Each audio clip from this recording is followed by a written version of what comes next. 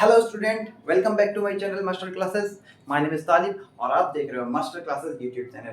Class 10th की mathematics का chapter number 12 चल रहा है, जिसका नाम है पृष्ठीय क्षेत्रफल और आयतन। इसकी प्रश्नावली 12.1 हम डिस्कस कर रहे थे और इसका आज last question 9th question discuss करेंगे। इसके पहले की क्लास में हमने 8th क्वेश्चन तक देख लिया था और अच्छे से कर लिया था। हाँ, वो लास्ट में 8 क्वेश्चन में एक मिस्टेक हो गई थी हमसे और मैं जाते जाते कह के भी गया था, कोई अगर छोटी मोटी कैलकुलेशन मिस्टेक होगी तो उसको देख लेना और आपको पता भी चल गया होगा कहाँ पे मिस्टेक थी। आइए, मैंने थोड़ा सा यहाँ पे 2 लाइन लास्ट की जो लिखी थी कल, वो मिटाई नहीं है और उसमें जो मिस्टेक थी मैं आपको बता देता हूँ। जो भी कल की क्लास देखे थे 8वां क्वेश्चन, उसमें ये लाइन आई थी आखिरी में आंसर, तो इसमें यही से 2 लाइन में मिस्टेक हुई थी। मैं बताता हूँ कहाँ, आपने पकड़ लिया होगा। देखिए भाई, जब हमने इन सबको जोड़ा था तो 7 8 7 15 5 20 का 0 आया था, यहाँ पे ऐसे पॉइंट लगाया था। 4 और 2 6, हासिल 2 आया था। यहाँ 20 का 0 आने के बाद हासिल 2 आया था और मैंने हासिल 1 ही जोड़ने की वजह से ये गलत हुआ। यहाँ 7 ना लिख के 8 लिखना था, अब सही हो जाता।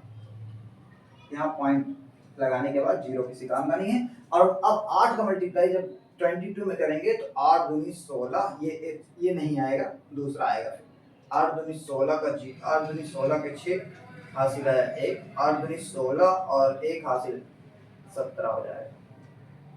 और अप्रोक्सीमेट में अगर हम लेंगे इसको तो 17 इधर वाली पॉइंट के बाद डिजिट 5 से बड़ी है, इसका मतलब अगर हम अप्रोक्सीमेट में लेंगे तो आएगा 18 सेंटीमीटर स्क्वायर। इसका आंसर आ जाएगा 18 सेंटीमीटर स्क्वायर। ये ऐसे करना था भाई, देख लो एक बार, उतार लो। जो नहीं समझ पाए थे वो समझ लो भाई, और जो अधिकतर बच्चों ने पता कर लिया होगा कहाँ पे गलत है, और मैं मिटा दे रहा हूँ उसको। ठीक है, अब आइए ना अपने क्वेश्चन पे चलते हैं। 9th वाले क्वेश्चन पे ये बोल रहा है, एक लकड़ी के ठोस बेलन के प्रत्येक सिरे पर एक अर्धगोला खोद कर निकालते हुए एक वस्तु बनाई गई है, जैसा कि आकृति में दिखाया गया है। देखो, एक बेलन था लकड़ी का, इसमें यहाँ से खोद कर काट कर लकड़ी को एक अर्धगोला बनाया गया है और यहाँ से भी काट कर एक अर्धगोला बनाया गया बराबर आकार का। ठीक है, यदि बेलन की ऊंचाई 10 सेंटीमीटर, यदि इसकी हाइट जो है 10 सेंटीमीटर, मैंने लिख भी दिया है, और आधार की त्रिज्या 3.5, आधार की त्रिज्या यहाँ से यहाँ तक, रेडियस इसकी 3.5 सेंटीमीटर है, तो इस वस्तु का संपूर्ण पृष्ठीय क्षेत्रफल ज्ञात कीजिए। तो हमारे पास h क्या है, यानी हाइट, ऐसे आप लिख लेना, बेलन की ऊंचाई h =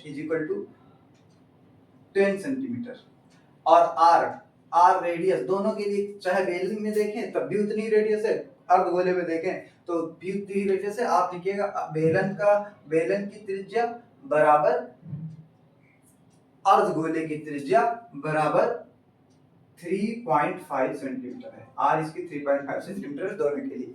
बात समझ में आ रही है?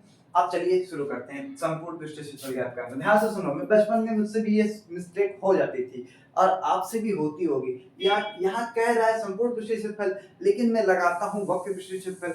असल में आप समझ नहीं पा रहे हो, यही मैं समझ नहीं पा रहा था बचपन में, मुझे तो किसी ने नहीं बताया ठीक से, बहुत दिनों बाद मुझे जाके समझ आया, लेकिन आपको मैं आज बता दे रहा हूँ। ये बात क्या है? बात यह है कि इसने कहा इस वस्तु का संपूर्ण पृष्ठीय क्षेत्रफल ज्ञात कीजिए। इसने ये नहीं कहा बेलन का संपूर्ण पृष्ठीय क्षेत्रफल ज्ञात कीजिए, ये नहीं कहा अर्धगोले का संपूर्ण पृष्ठीय क्षेत्रफल ज्ञात कीजिए। इसीलिए फॉर्मूला लगाते समय संपूर्ण पृष्ठीय क्षेत्रफल वाला फॉर्मूला नहीं लगाएंगे, पृष्ठीय क्षेत्रफल वाला फॉर्मूला लगाएंगे। इसने कहा है इस वस्तु का पृष्ठीय क्षेत्रफल ज्ञात कीजिए। इस वस्तु में बेलन भी है, इस वस्तु में अर्धगोला भी है, तो इस वस्तु का संपूर्ण पृष्ठीय क्षेत्रफल ज्ञात करना है, ना कि बेलन का संपूर्ण पृष्ठीय क्षेत्रफल। इसीलिए हम क्या करेंगे, बेलन का पृष्ठीय क्षेत्रफल और दोनों अर्धगोले का पृष्ठीय क्षेत्रफल दोनों को जोड़ देंगे, आंसर आ जाएगा अपना। ये बहुत आसान सवाल है, अभी तक जितने भी सवाल थे मेरे ख्याल से उनमें से एक आसान सबसे यही है।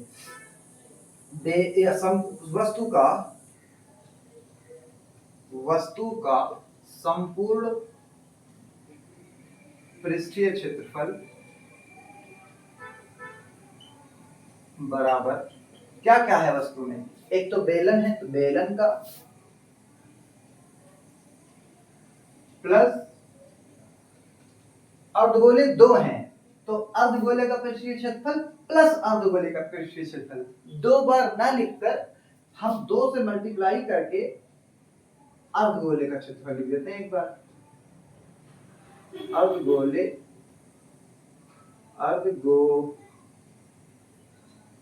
का पृष्ठीय क्षेत्रफल। ठीक है भाई, 2 बार अर्धगोले का पृष्ठीय क्षेत्रफल ना लिख के 2 से मल्टीप्लाई करके लिख दिया। फॉर्मूला अच्छे से लिख रखना, यहाँ पे जगह नहीं आगे नहीं तो मैं लिखता। इक्वल बेलन का पृष्ठीय क्षेत्रफल का फॉर्मूला लिखो 2 पाई r h, बच्चे को पता है। और अर्धगोले का पृष्ठीय क्षेत्रफल क्या होता है 2 पाई r स्क्वायर। ये 2 तो 2 से मल्टीप्लाई किया वाला है, अर्धगोले का पृष्ठीय क्षेत्रफल लिखेंगे 2 पाई r स्क्वायर।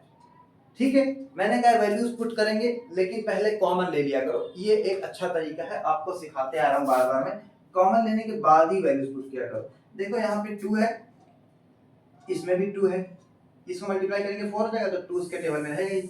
यहाँ 2 है, इधर भी 2 है, इधर पाई है, इधर भी पाई है, इधर r है, इधर भी r है, इधर h है, उधर h नहीं है, तो जो है जो है उसको कॉमन ले लो।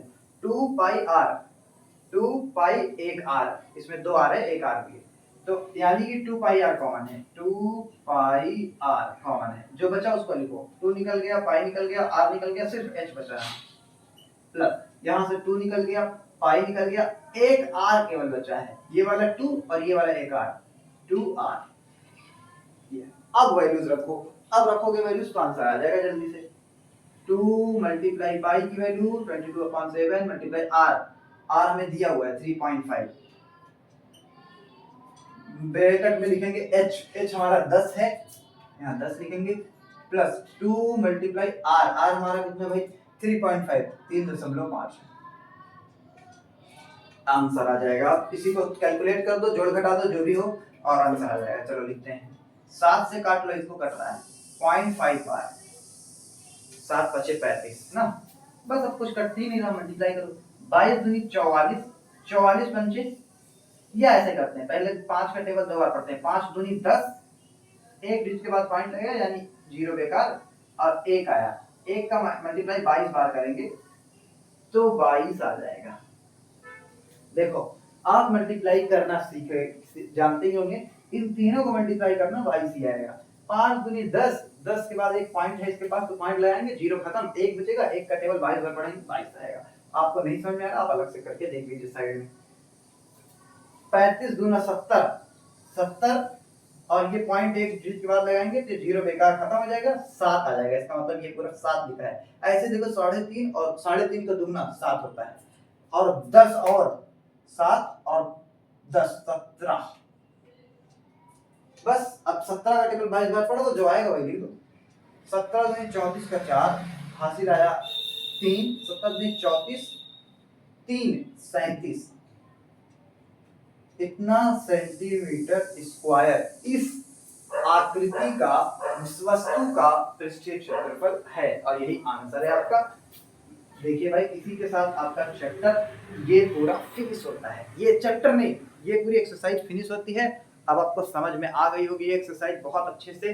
मिलते हैं नेक्स्ट क्लास में। अगर आपको वीडियोस पसंद आ रही हैं और आपको ये सवाल समझ में आ रहे हैं और आप कर पा रहे हैं तो मुबारक हो, आप सीख रहे हैं। और आप इस वजह से अगर हो सके तो अपने दोस्तों में भी ये वीडियो शेयर कर देना, जिससे उनको भी पढ़ाई करने का मौका मिले और वो भी अच्छे से अपनी पढ़ाई पूरी कर सकें। Thank you very much, all the very best, thank you.